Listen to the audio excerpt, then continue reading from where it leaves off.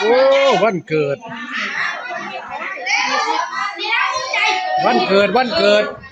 อ้าวใส่บักโป่งเบิร์ดเอาบักโป่งอ่ะโอ้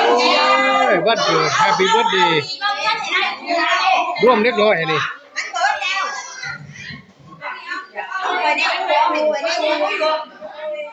ร่วมเล็กน้อยวันเกิดพี่น้องป้องไปพวกข่อยใส่วัดเฮ้ยใช่พวกข่อยใส่ละ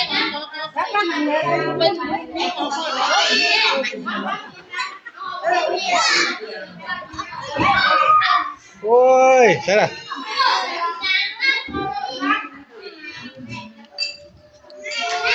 เฮ้ยพอได้กินจะปิดอีกทีเด้อดูไว้อะไรวะมาแกนหัน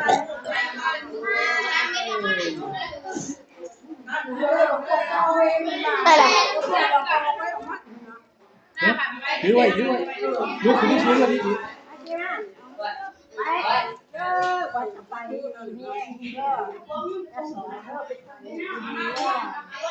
ไปเนี่ยมือหรือเปล่าได้คนนี้มีตัวเขา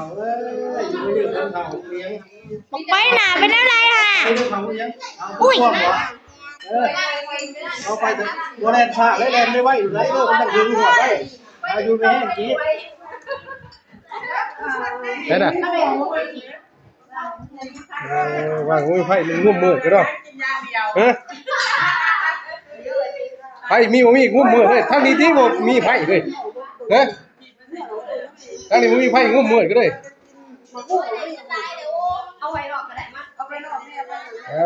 งานมันเกิดเท่า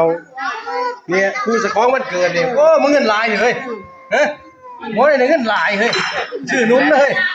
เริ่มขนมมาซื้อแล้วกินเด้อฮะโอ้ยเงินลายเลยเอามาสบายดี